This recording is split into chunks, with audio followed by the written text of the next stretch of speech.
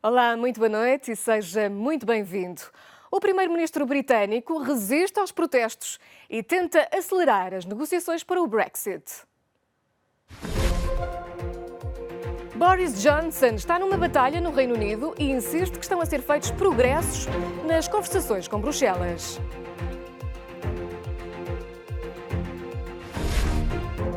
Furacão Dorian ganha força, a Flórida está em estado de emergência e prepara-se para inundações, ventos fortes e tempestades.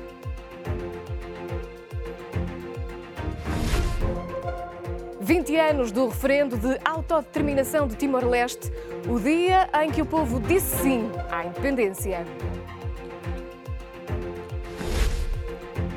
O Festival de Cinema de Veneza arranca com polémica sobre Roman Polanski. O realizador já disse que não vai estar presente na mostra deste ano. Boris Johnson prometeu aos britânicos uma saída da União Europeia a todo custo.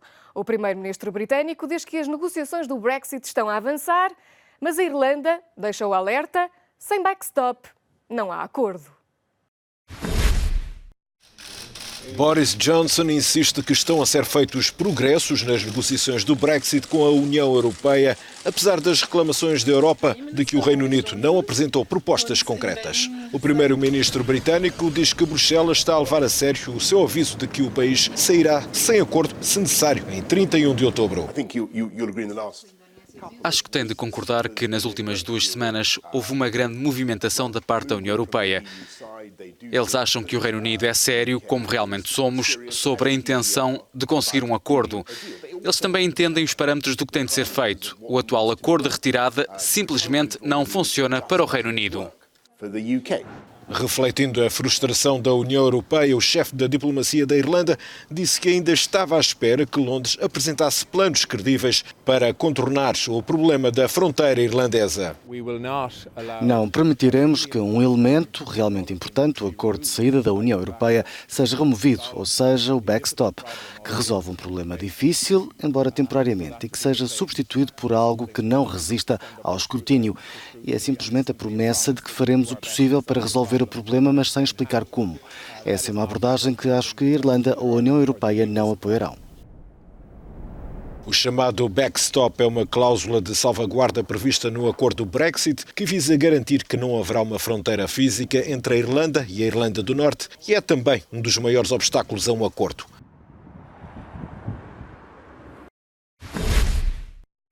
O plano de Boris Johnson de suspender o Parlamento está debaixo de críticas. O primeiro-ministro britânico tenta resistir e trava uma guerra em várias frentes para defender a sua estratégia para a saída do Reino Unido da União Europeia. A batalha contra o encerramento do Parlamento britânico, pretendido pelo primeiro-ministro Boris Johnson, está a ser travada nas ruas, como aqui nesta manifestação em Leeds, e nos tribunais. Mas aqueles que procuram o caminho legal tiveram um revés. Um juiz de um tribunal escocês rejeitou temporariamente o pedido para impedir com urgência a suspensão da Assembleia. Não estou convencido de que tenha sido demonstrado que há uma necessidade convincente de bloqueio imediato a ser concedido nesta fase. De momento, há uma audiência agendada para sexta-feira, 6 de setembro, antes da primeira data possível em que o Parlamento poderá ser suspenso. O caso escocês é apenas um dos vários em andamento.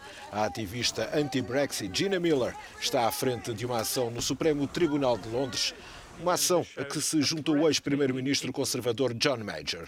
Em comunicado, Major disse que queria oferecer a perspectiva como ex-chefe de governo e membro do Parlamento. Major está entre um conjunto significativo de conservadores históricos que se opõem à suspensão do Parlamento, que eles veem como uma simples tentativa de ultrapassar os parlamentares que querem impedir um Brexit sem acordo. O confronto pode atingir o clímax na próxima semana, quando o Parlamento se reunir novamente após as férias do verão. O furacão Dorian vai atingir a Flórida e a população já se prepara para o pior.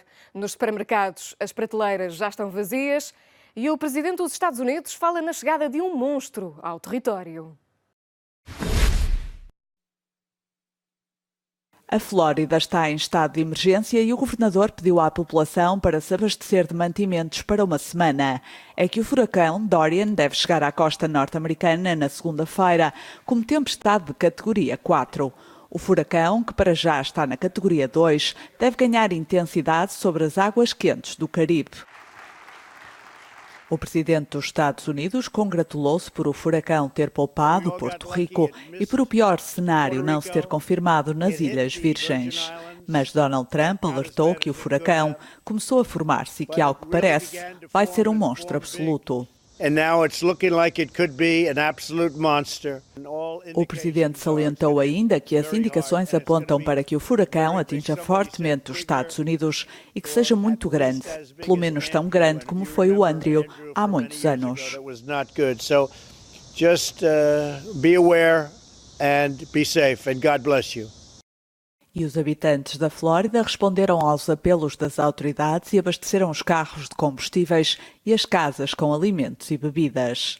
As autoridades da Flórida distribuíram também areia pelos habitantes da orla costeira do estado, que a utilizaram para encher sacos e criar barreiras, de forma a tentar evitar inundações quando o furacão Dorian chegar.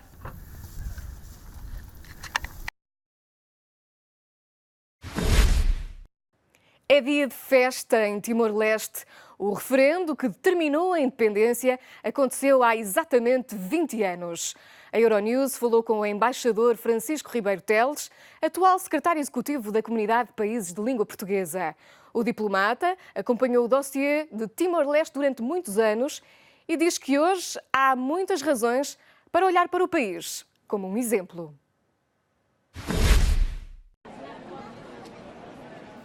Há 20 anos, o princípio do fim de uma luta de décadas. Timor-Leste ia a votos e exercia o direito à autodeterminação. O território tinha sido anexado pela Indonésia meses depois de ter proclamado a independência de Portugal em 1975. Foram precisas décadas de intensa diplomacia para se chegar ao referendo que havia de determinar a independência reconhecida pela ONU. O ambiente que eu fui encontrar era de um desinteresse absoluto em relação a Timor.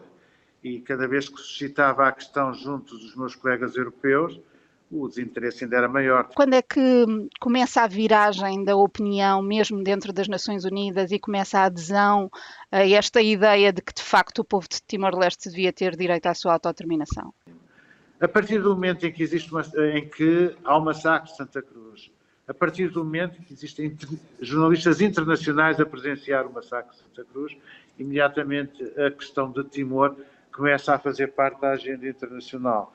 Eu lembro perfeitamente quando comentávamos na altura que quando os acontecimentos terríveis de Santa Cruz entraram no prime time da CNN, nós pensámos, bem, isto vai haver aqui uma viragem, porque isto vai obrigar muitos governos que até agora se têm mantido passivos e silenciosos a reagir. Independentemente dos méritos que a diplomacia portuguesa teve na questão de Timor, a independência só foi possível pela resistência do próprio povo timorense.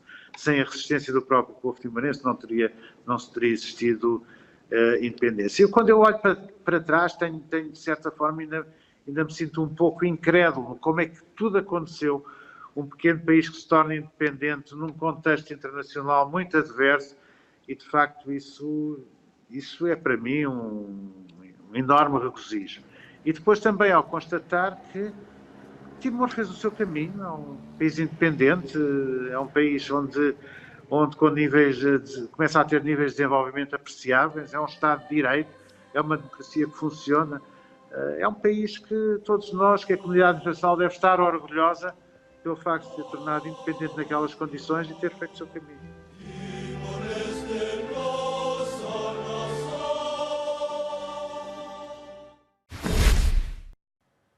Apesar da polémica, a obra J'accuse, de Roman Polanski, estreou no Festival de Cinema de Veneza.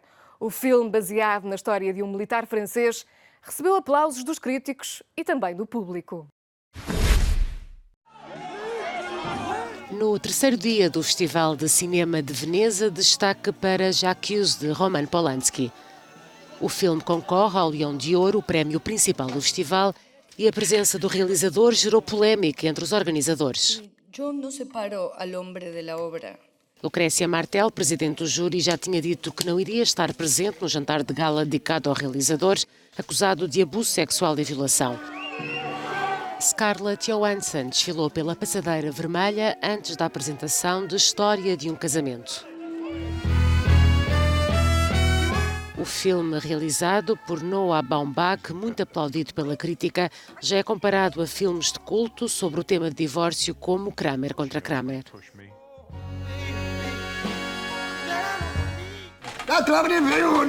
Outro filme apresentado esta quinta-feira em Veneza, A Candidata Perfeita, da saudita Aif Al-Mansur. A história de uma médica que decide concorrer a eleições locais e os problemas que tem de enfrentar numa sociedade patriarcal. É um dos poucos filmes realizados por mulheres em competição no festival este ano. E chegamos ao fim deste jornal. Para saber mais sobre estas e outras notícias, pode sempre consultar o nosso site. Muito obrigada por ter estado connosco. Boa noite e até à próxima edição.